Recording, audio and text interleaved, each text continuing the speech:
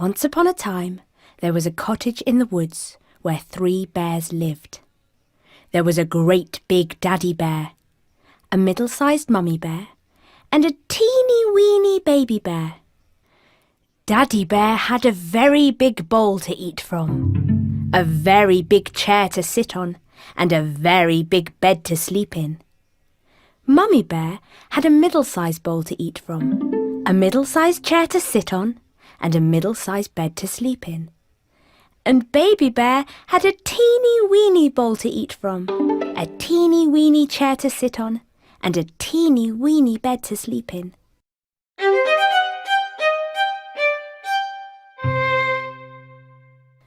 One day, Mummy Bear cooked them all porridge for breakfast. She served the porridge into their bowls, but they couldn't eat it because it was too hot. So while it cooled down, they decided to go for a walk. Goldilocks was a pretty girl who had long blonde hair. That is why everyone called her Goldilocks.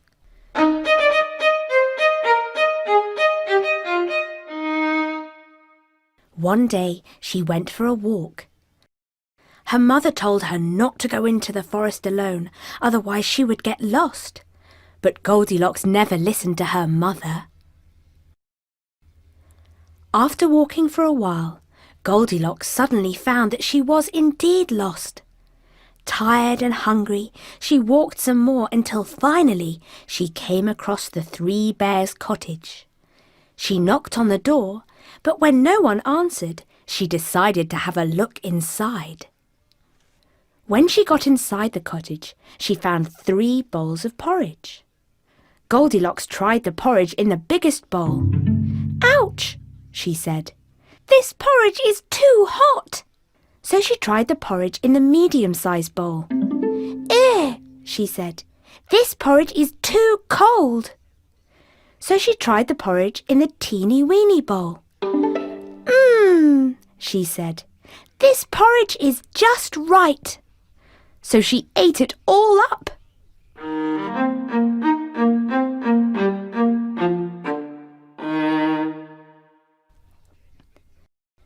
After eating the porridge, Goldilocks wanted to sit down.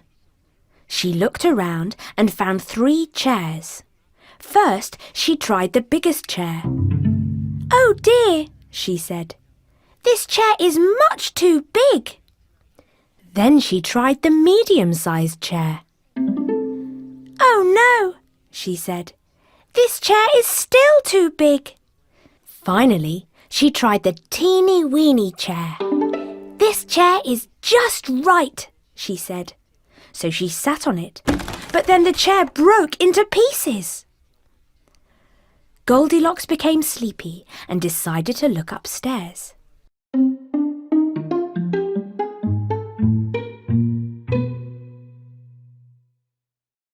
She found a room with 3 beds. She tried the biggest bed. "Ouch," she said. "This bed is too hard." So she tried the medium-sized bed. "Oh no, this bed is too soft." So she tried the teeny-weeny bed. This bed is just right." And it was so comfortable that she lay down on it and fell asleep.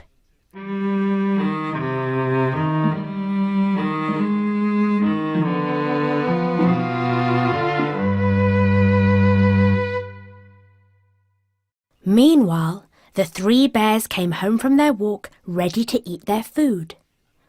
"Who's been eating my porridge?" said Daddy Bear. "Who's been eating my porridge?" said Mummy Bear. "Who's been eating my porridge?" said Little Baby Bear. "And look, they've eaten it all up." Then the 3 bears saw their chairs. "Who's been sitting in my chair?" said Daddy Bear. "Who's been sitting in my chair?" said Mummy Bear. "Who's been sitting in my chair?" said Little Baby Bear. "And they've broken it." The 3 bears went to look upstairs.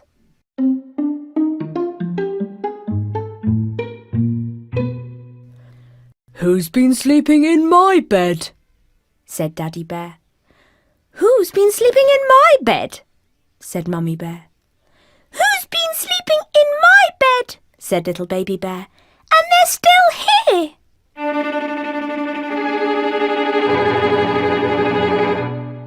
Just then, Goldilocks woke up. She saw the three bears and screamed. She jumped out of bed, ran down the stairs and out of the house as fast as she could.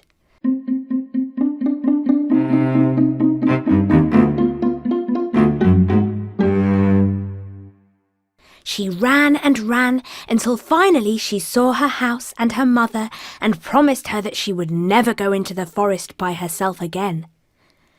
And that was the last the three bears ever saw of Goldilocks.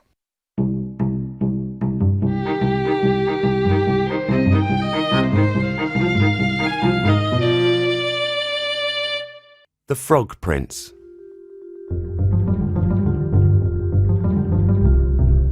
One night, a young princess was out walking when she came across a large pond. Sitting down for a rest, she took a golden ball from her pocket and threw it into the air and caught it. This she did again and again, but one time she threw the ball so high that when it came down she wasn't able to catch it. The ball bounced away until it fell right into the pond. Upset she had lost her favourite thing in the world, the princess started to cry, when just then a frog popped its head out of the water and said, "Why are you crying?" Slightly surprised to see a talking frog, the princess replied, "My golden ball has fallen into the pond. If you help me get it back, I will give you all my clothes and jewellery." The frog looked at the princess and replied, "I don't want your jewels and fine clothes, but if you promise to let me eat from your golden plate and sleep on your bed, I will get your ball for you."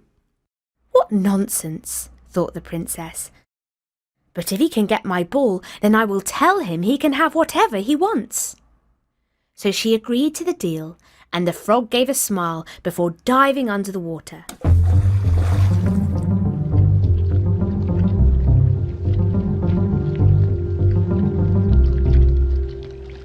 After a little while, he came up again with the ball in his mouth and threw it to the princess.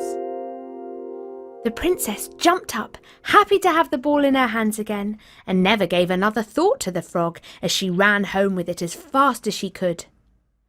The frog called after her, "Hey, take me with you!" but she didn't stop and disappeared into the night.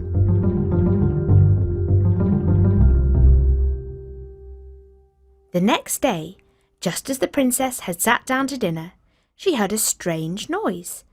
Tap, tap, plash, plash, and then there was a gentle knock at the door, as a little voice cried out, "Open the door, my princess dear. Open the door to my true love here, and remember the words that you and I said. A promise is a promise. I want to be fed." The princess ran to the door and opened it to see the frog sitting there. Instantly, she remembered her promise and didn't know what to do.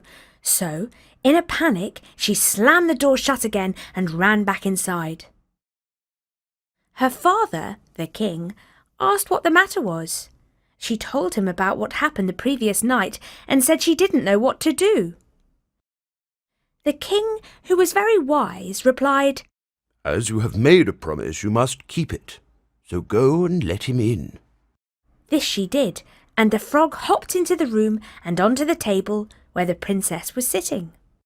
The frog then said, "Please put your plate nearer to me so I can eat from it," which she did. And when he had eaten as much as he could, he said, "Now I am tired. Carry me upstairs and put me on your bed."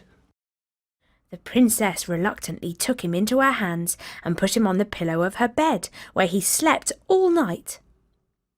As soon as it was morning, he jumped up, hopped downstairs, and left the house. "Now then," thought the princess, "at last he is gone, and I shall not be bothered by him any more." But she was wrong, as the next night she heard the same tapping at the door, and the frog came once more and said, "Open the door, my princess dear. Open the door to my true love here, and remember the words that you and I said. A promise is a promise. I want to be fed. When the princess opened the door, the frog came in, ate her food, and slept on her pillow just as before, until the morning when he left. And the third night he did exactly the same thing. But when the princess awoke the following morning, she was amazed to see that instead of the frog, a handsome prince was standing at the end of her bed. He told her that he had been cursed by a wicked fairy who had changed him into a frog, and that he had been forced to live as a frog until a princess would take him out of the pond and let him eat from her plate and sleep on her bed for 3 nights. You, said the prince, have broken the spell, and now all I wish for is that we can marry, and I will love you for the rest of your life. The young princess was the happiest girl in the world and said yes straight away, and as the prince said, they lived happily ever after. Once upon a time, there was an old farm. And on that farm lived a family of ducks. Mother Duck had been sitting on a clutch of new eggs for weeks, until finally one morning, the eggs hatched open, and out popped 6 chirpy ducklings, all crying, "Peep, peep!" But one egg was bigger than the rest, and it didn't hatch like all the others. Oh dear, Mother Duck said to herself. I'm so tired of sitting on eggs. I wonder how much longer this one is going to take to hatch. But being a good mother, she sat on the nest again and continued to wait. And wait. And wait a bit longer. Until finally, the big egg cracked and broke open. Slowly, out came 2 big feet and a head. But it wasn't a soft little yellow head like the other ducklings. This one was big and grey with a long, scrawny neck and a fuzzy body. My, said Mother Duck when she saw him. he certainly doesn't look like any of my other children. I wonder how he got to look so different. He's ugly, quacked the other ducklings. He doesn't look a bit like us, and we don't want to play with him. Now, Said Mother Duck. he's your brother, and you will be nice to him. But the other ducklings did not want to have anything to do with him, and ran away to play by themselves.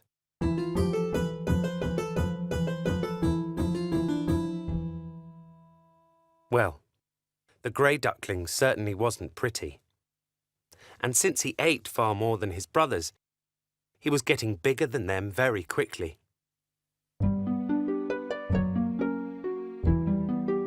As the days went by, the poor ugly duckling became more and more unhappy. His brothers didn't want to play with him. He was so clumsy, and all the farmyard animals simply laughed at him wherever he went.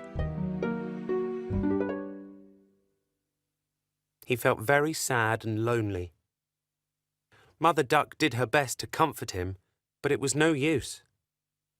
Poor little ugly duckling.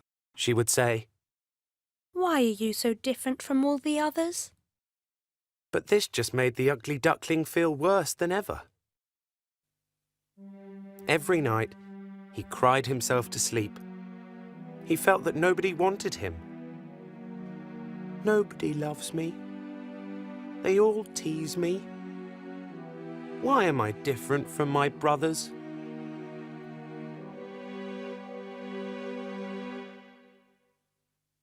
One day, the weather was lovely, and the sun shone brightly in the sky.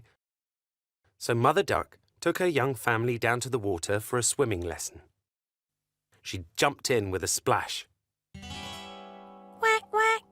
She cried, as one after the other, the little ducklings jumped in. Under the water, they all disappeared. quickly, each one came up and swam about quite prettily.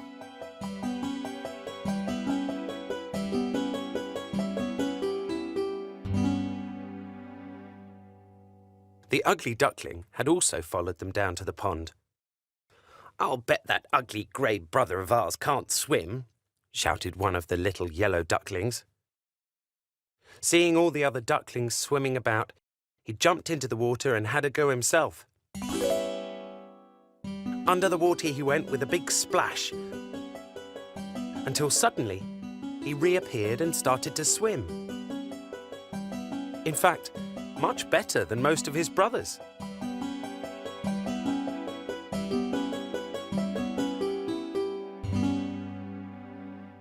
Oh, my word!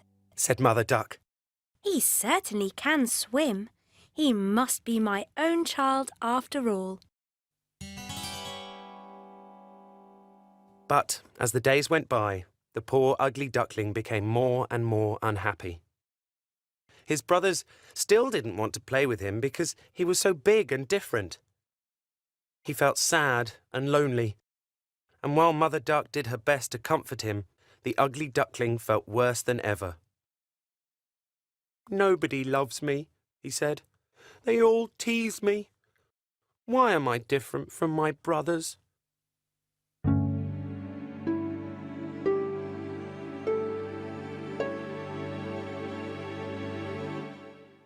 One day, the ugly duckling decided that he could take no more teasing, and at sunrise he ran away from the farmyard.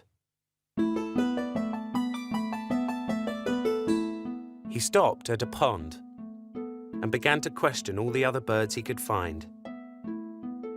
"Do you know of any ducklings with grey feathers like mine?" he asked. But everyone shook their heads. We don't know anyone as ugly as you, the other birds said. But the ugly duckling did not lose heart and kept on asking all the other birds. He went to another pond, where a pair of large geese gave him the same answer to his question. What's more, they warned him, Don't stay here.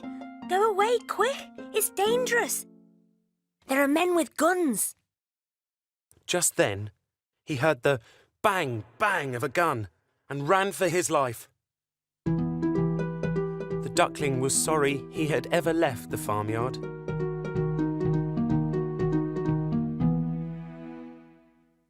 After walking some more, it started to rain.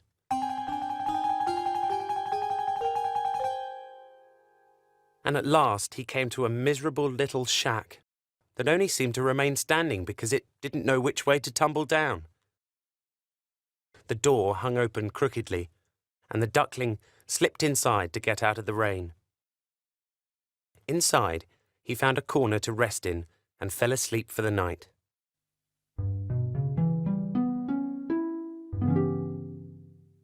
In the morning, he woke to find an old woman lived there with her cat and her hen.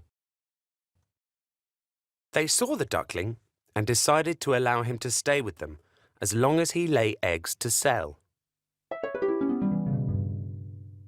However, the duckling could not do this, and the cat and the hen made fun of him whenever the old woman was not looking. The hen said to the ugly duckling, "If you don't lay eggs, the old woman will wring your neck and pop you into the pot." And the cat chipped in, "Hee, I hope the old woman cooks you. Then I can eat your bones." The poor ugly duckling was so scared that he lost his appetite, though the old woman kept stuffing him with food and grumbling, "If you won't lay eggs to sell, at least hurry up and get fat so I can make you into a nice meal." So one night, he decided it was time to leave, and he quietly escaped from the miserable little shack.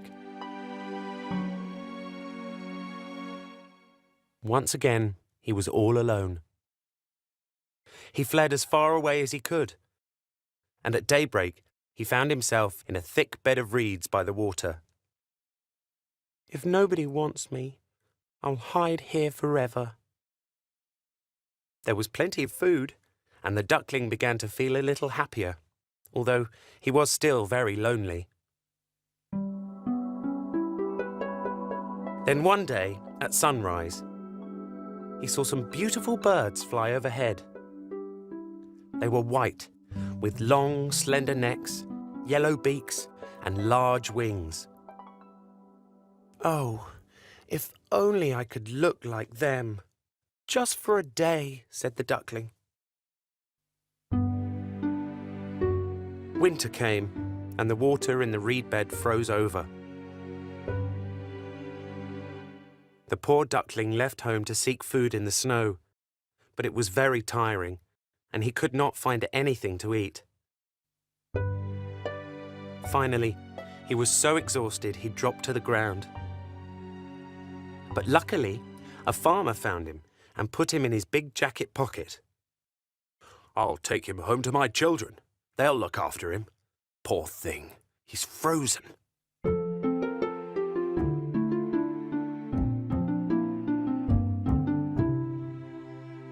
The duckling was showered with kindly care at the farmer's house, and because of this kindness, the ugly duckling was able to live through the very cold winter.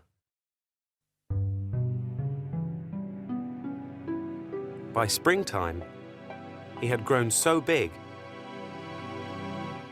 that the farmer decided to set him free by the pond.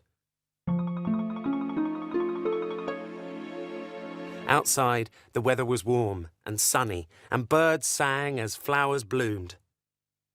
Suddenly, the duckling found that he could flap his wings and fly.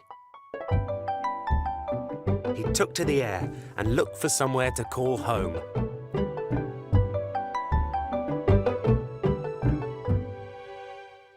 In no time at all, he found himself in a beautiful garden, when from nowhere, 3 glorious white birds appeared.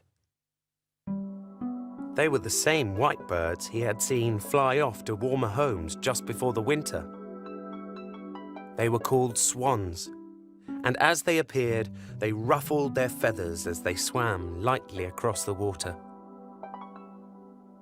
The ugly duckling was amazed at the beautiful birds and thought to himself, "If I dare go near them, they will laugh at me because I am so ugly.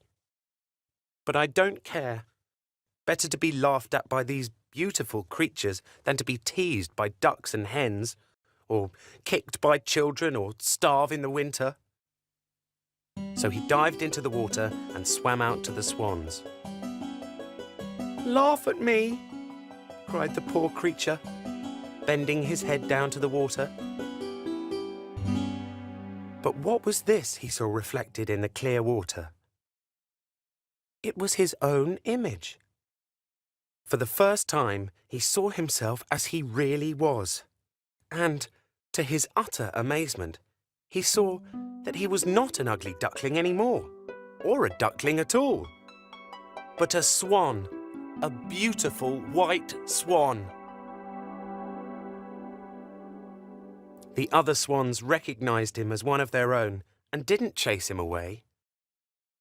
Instead, they caressed him gently with their beaks. And for the first time in his life, he knew what it was like to love and be loved.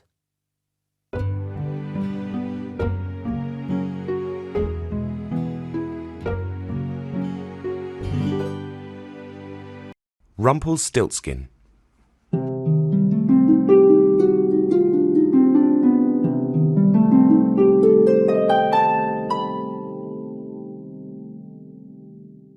Once upon a time, there was a poor miller who had a very beautiful daughter.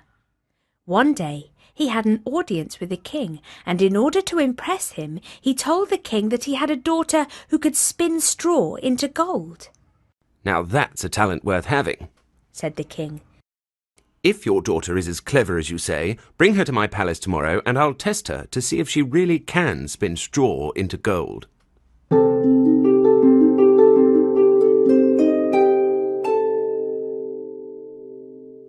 The next day, when the girl was taken to the king, he led her into a room full of straw, gave her a spinning wheel and spindle, and said, "Now, Start to work and spin all night until the morning, and if by then you haven't spun all the straw into gold, you will have to leave the city." He then closed the door behind him and left her alone inside. The poor miller's daughter sat down and didn't know what she was going to do. She hadn't any idea of how to spin straw into gold, and became so upset at the thought of having to leave the city, she began to cry.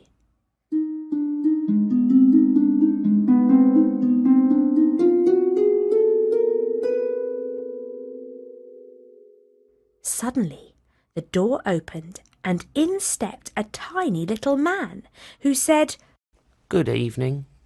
Why are you crying so much?" "Oh," answered the girl, "I have to spin all this straw into gold and I don't know how to do it." "What will you give me if I spin it for you?" asked the little man. "How about my necklace?" replied the girl. The little man took the necklace, sat himself down at the wheel, and whir, whir, whir, the wheel went round 3 times, and the bobbin was full. Then he put on another, and whir, whir, whir, the wheel went round 3 times, and the second was full too. And so it went on until the morning, when all the straw was spun away, and all the bobbins were full of gold.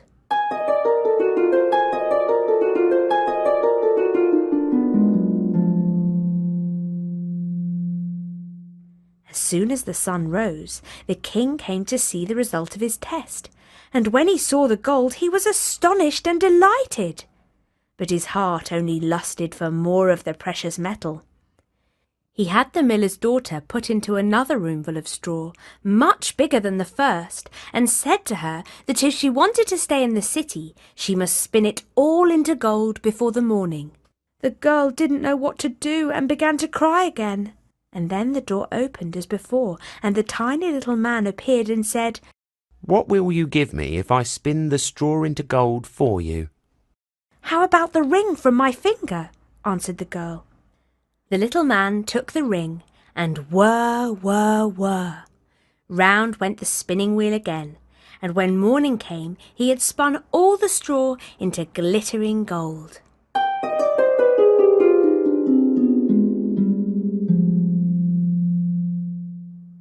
The king was even more pleased than the previous day at the sight of all the gold, but his greed was still not satisfied, and he had the miller's daughter brought into a yet bigger room full of straw, and said, "You must spin all this into gold through the night, but if you succeed this time, you shall become my wife." When the girl was alone once more, the little man appeared for the 3rd time and said, "What will you give me if I spin the straw for you again?" "I've nothing more to give," answered the girl. "Then promise me, when you are queen, to give me your first child." "Who knows if that will ever happen?" thought the miller's daughter. And besides, she saw no other way out of it. So she promised the little man what he demanded, and he set to work once more and spun the straw into gold.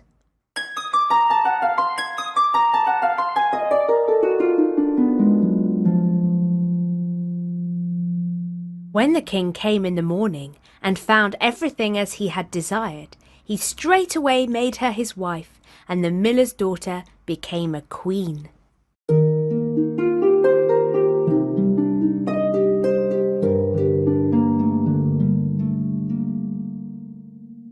When a year had passed, a beautiful son was born to her, and she thought no more of the little man, until one day he stepped into her room and said, "Now, give me what you promised." The queen was very upset by this, and offered the little man all the riches in her kingdom if he would leave her the child.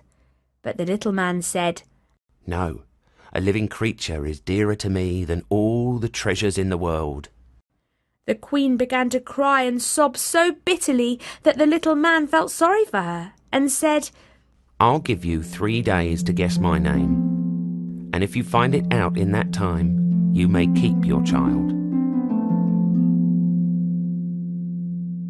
The queen debated the whole night over all the names she had ever heard, and sent a messenger to search the land and to pick up any unusual names he could come across. When the little man arrived the following day, she began with Ben, William, David, and all the names she knew. But at each one the little man called out, "That's not my name."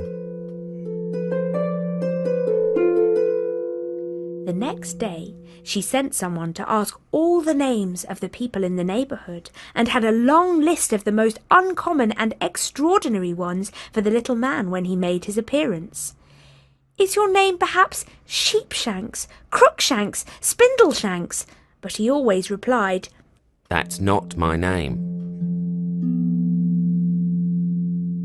On the third day the messenger returned and announced, "I have not been able to find any new names, but as I came across a high hill around the corner of the wood, I saw a little house, and in front of the house was a fire, and around the fire danced the most grotesque little man, hopping on one leg and crying, 'Tomorrow I brew, today I bake, and then the child away I'll take, for little deems my royal dame that Rumpelstiltskin is my name.'"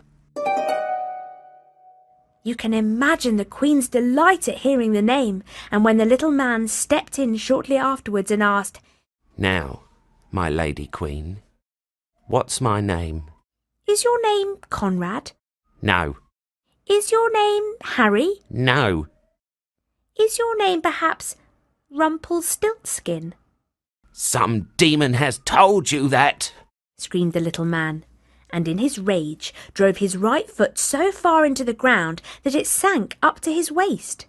Then, in a rage, he seized his left foot and did the same. And as he was screaming, the earth almost appeared to open up, and Rumpelstiltskin disappeared into the ground and was never seen again.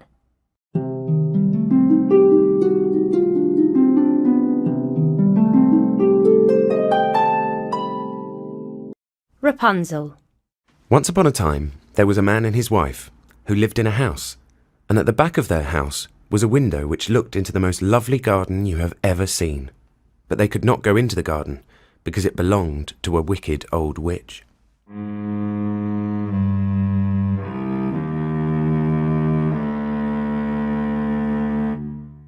One day, the woman stood at the window and saw some of the finest, sweet-tasting herb called Rapunzel. Every day she looked at the Rapunzel and wanted it more and more. Her husband could see his wife was sad and asked her what the matter was. She said, "If I don't get some Rapunzel to eat, I know I will die." The man, who loved his wife very much, thought to himself, "I have to get her some Rapunzel, no matter what the cost." So that night, he sneaked into the witch's garden and quickly gathered some Rapunzel leaves. He took them home, and his wife made a salad with them which tasted so good she wanted even more. The next night, her husband went back into the garden, but this time, when he got there, he froze with fear, as standing before him was the old witch. "How dare you come into my garden and steal my Rapunzel?" She said. "You shall suffer for what you have done." "I'm so sorry," said the man, "but I had to take the Rapunzel. My wife wanted it so badly, she was sure she would die if her wish had not been granted." The witch's anger eased a little as she replied, "If this is true, you can take as much Rapunzel as you like, but on one condition. You give me the child your wife will shortly have." The man, in his fear, agreed and quickly ran home.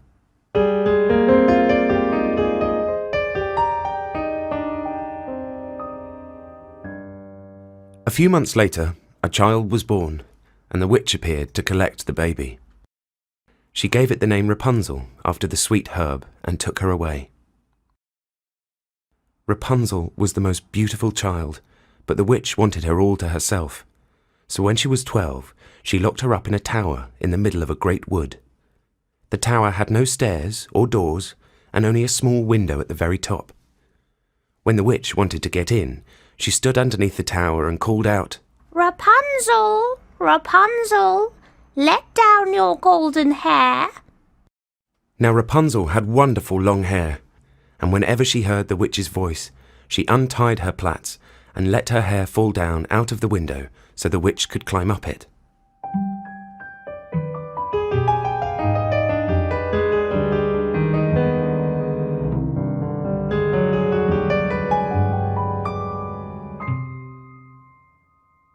They lived like this for a few years, until one day a prince was riding nearby. He heard someone singing so sweetly, he stood still, spellbound, and listened. It was Rapunzel, in her loneliness, trying to pass away the time. The prince wanted to see the owner of the voice, but even though he looked in vain for a door to the tower, he could not see a way in. He rode home, but was so haunted by the song, he returned every day to listen to her voice.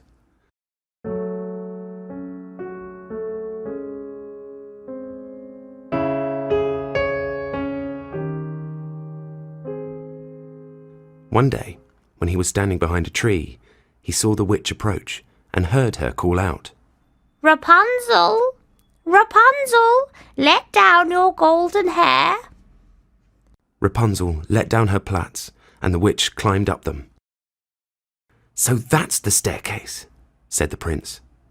Then I too will climb up and try my luck. The following day, he went to the foot of the tower and cried, Rapunzel, Rapunzel, let down your golden hair. And as soon as Rapunzel had let her hair down, the prince climbed up.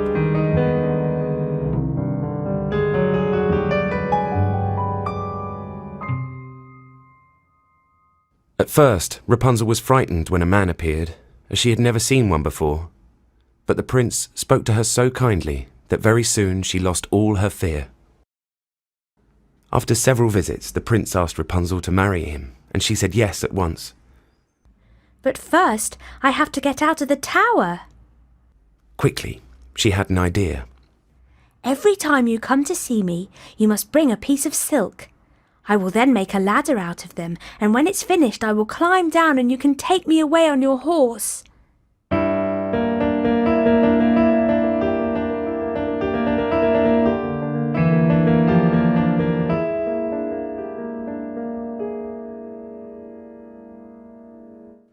The old witch knew nothing of what was going on, until one day Rapunzel, not thinking of what she was saying, turned to the witch and said, How is it that you are so much harder to pull up than the young prince?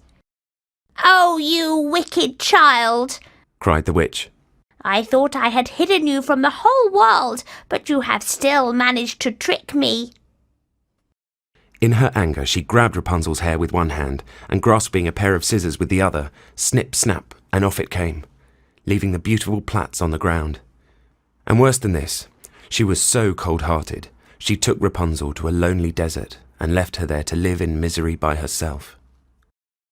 In the evening, the witch fastened the plaits onto a hook by the window, and when the prince came and called out, Rapunzel, Rapunzel, let down your golden hair, she threw them down for the prince to climb up.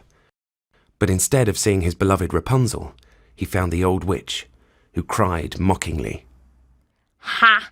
You thought you would find your lady love here, but the pretty bird has flown and its song is silent. Rapunzel is lost to you forever, and you will never see her again. The prince was so upset that in his despair he jumped down from the tower. Although he escaped with his life, his heart was broken in two.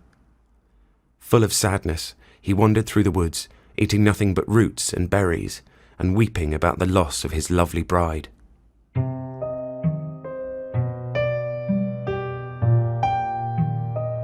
He wandered about for some years, sad and unhappy, until finally he came to the desert where Rapunzel was living.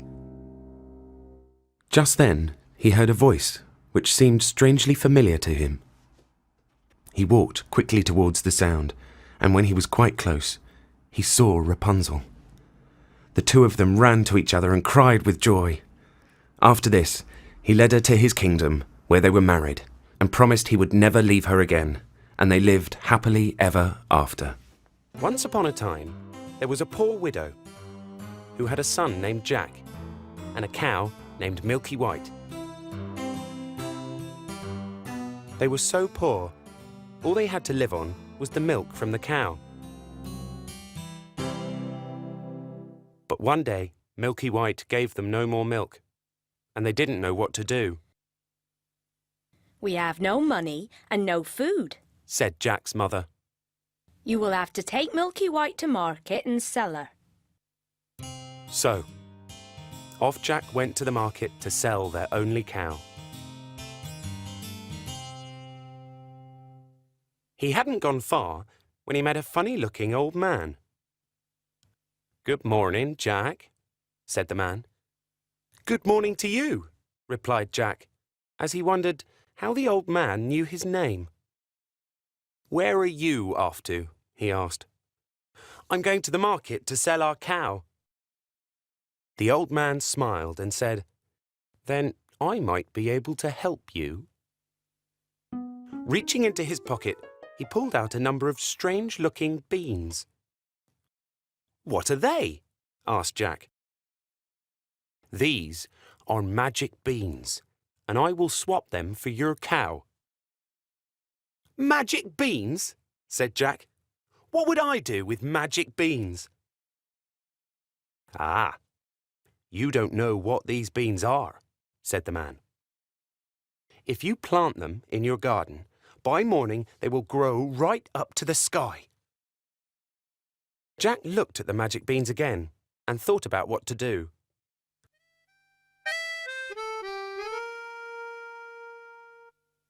After a minute, he had made up his mind. "All right, I will sell you my cow," said Jack. And he took the beans and gave the cow to the old man. Happy with the deal he had just done, Jack returned home to find his mother waiting for him. You sold the cow, I see. How much did you get for her? "I got something better than money," said Jack. What is better than money? His mother replied. Jack held out his hand and showed her the beans. "Look, Mother, these are magic beans. You plant them in your garden and—" What? screamed Jack's mother. You swapped our only cow for a few beans? How could you do such a thing? Full of anger, she grabbed the beans from Jack's hand and threw them into the garden, before sending the poor boy off to bed without any supper.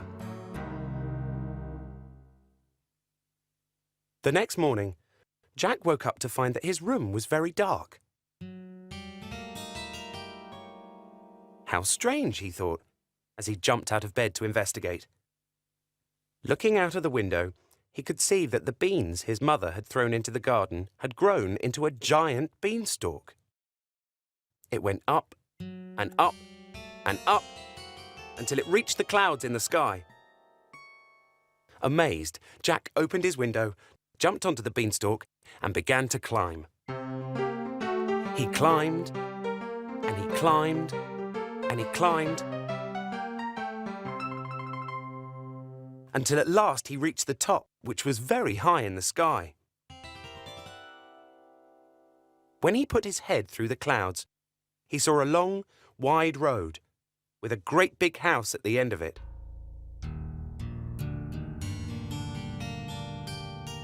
He walked along the road until finally he reached the house. Tired and hungry after his journey, he knocked on the door. And after a short wait, a very tall woman opened the door. "Good morning," said Jack. "Could you be so kind as to give me some breakfast?" It's breakfast you want, is it? said the very tall woman. It's breakfast you'll be if you don't move off from here. My husband is an ogre, and there's nothing he likes better than to eat little boys like you. "Oh, please give me something to eat. I've had nothing since yesterday morning, and I am very hungry," said Jack. The ogre's wife had a kind heart and took pity on him. She led Jack into the kitchen and gave him some bread and cheese and a big jug of milk. But he hadn't finished eating when suddenly they heard thump, thump, thump. The whole house began to tremble with the noise of someone coming. Goodness gracious me, it's my husband, said the ogre's wife. "What on earth shall I do?" Quickly, get in here. and with speed she bundled him into the oven and shut the door just as the ogre came in. He certainly was big. With his nose sniffing the air, he said in a deep, loud voice, "Fee, fi, fo, fum! I smell the blood of an Englishman. Be he alive or be he dead, I'll have his bones to grind my bread." Nonsense, dear, said his wife. you're dreaming. Now have a wash and tidy up, and by the time you come back, your breakfast will be ready. So off the ogre went to get ready for breakfast. Once the ogre had gone, Jack opened the oven door and was ready to jump out and run away when the woman said, Stop! Wait until he is asleep. He always has a doze just after breakfast. So Jack stayed quiet until the ogre had eaten his breakfast. As he waited, he watched the ogre reach into a big chest and pull out a couple of bags of gold. He began to count the gold. But quickly, the ogre became tired and started to snore, making the whole house shake.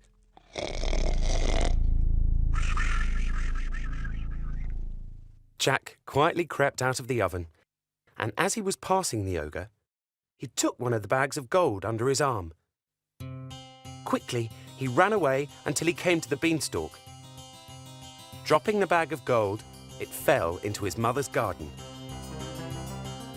And then he climbed down the beanstalk until at last he was home. That night, he told his mother what had happened and showed her the gold. "Well, Mother, wasn't I right about the beans?" said Jack. "They really are magical." His mother was very pleased, and they used the bag of gold to buy food for some time. But finally, they came to the end of it.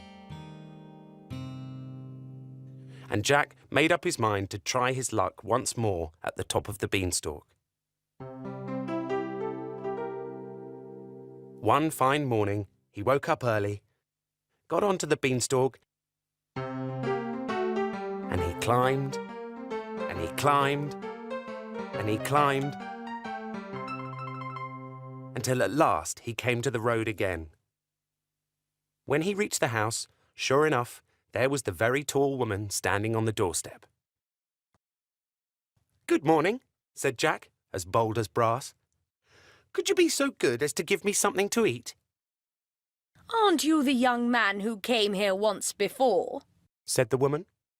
Do you know that very day my husband lost one of his bags of gold? "That's strange," said Jack. "I dare say I could tell you something about that. But I'm so hungry, I can't speak until I've had something to eat." The very tall woman was so curious that she took him in and gave him something to eat.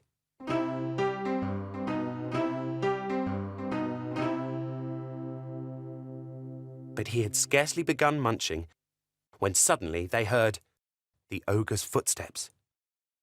Thump, thump, thump. Quickly, his wife hid Jack away in the oven again. Everything happened as it did before. In came the ogre, with his nose sniffing the air, as he said in his deep, booming voice, "Fee, fi, fo, fum! I smell the blood of an Englishman!" Rubbish, said his wife, as he sat down to eat his breakfast.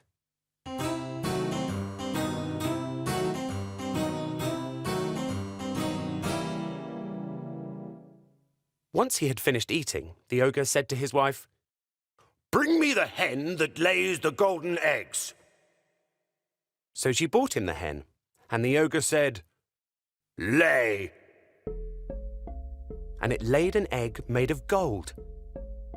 He said the magic word again, and the hen laid another golden egg. And another. And another. until, after a while, the ogre became tired and fell asleep. He started to snore until the whole house shook again.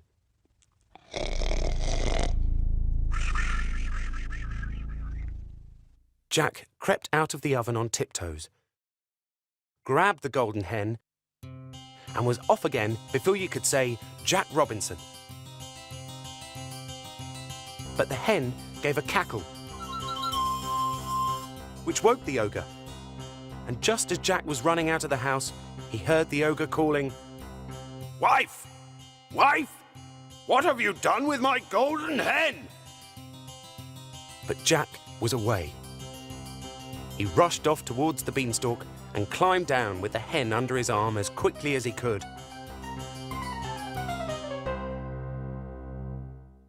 And when he got home, he showed his mother the wonderful hen and said to it, "Lay!" And it laid a golden egg each and every time he said the magic word.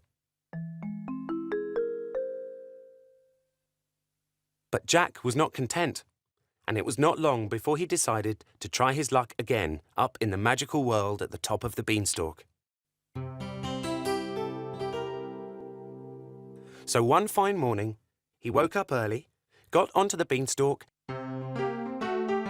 and he climbed, and he climbed, and he climbed,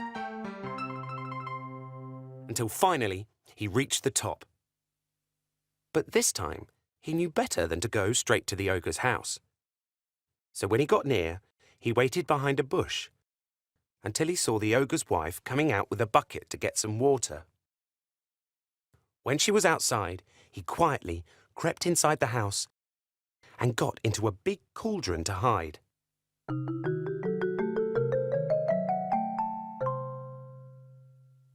He hadn't been there long when he heard thump, thump, thump.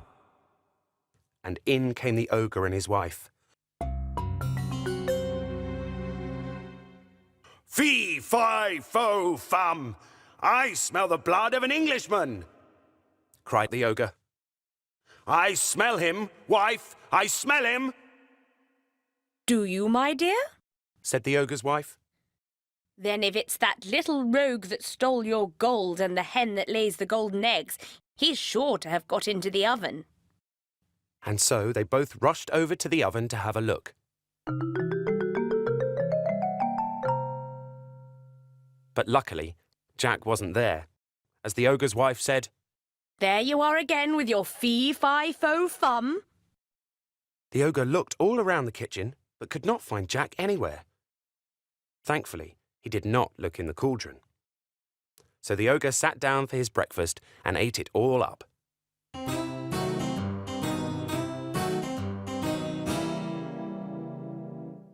After he had finished eating, the ogre called out, "Wife! Wife! Bring me my golden harp!" So his wife brought out the golden harp and put it on the table before him. Then he said, "Sing!" And the golden harp began to sing the most beautiful song.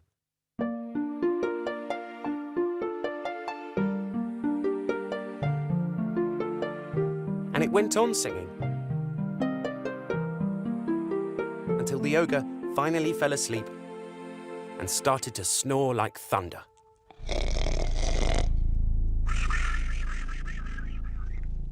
Just then, Jack lifted up the lid of the cauldron very quietly and crept out like a mouse until he reached the table. Up he crawled, grabbed hold of the golden harp, and dashed with it towards the door. But as he ran, the harp called out quite loudly, Master, Master. and the ogre woke up just in time to see Jack running off with his harp. Jack ran as fast as he could as the ogre came rushing after him, but the giant was very quick. When he got to the beanstalk, the ogre was not more than 20 yards away, when suddenly Jack disappeared. When he reached the end of the road, he looked down and saw Jack underneath him climbing for his dear life.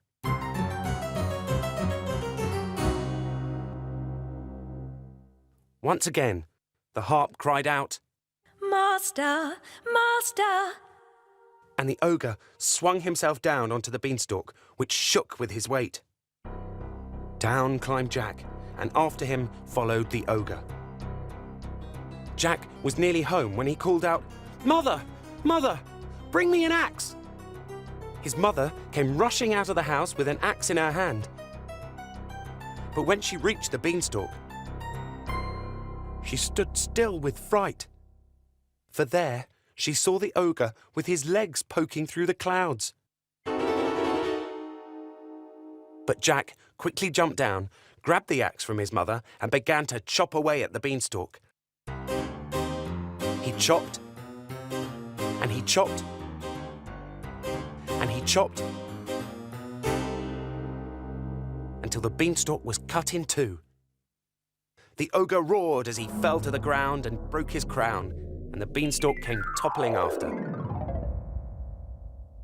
Jack showed his mother the golden harp. With that, and the hen that lay golden eggs, Jack and his mother became very rich, and they lived happily ever after.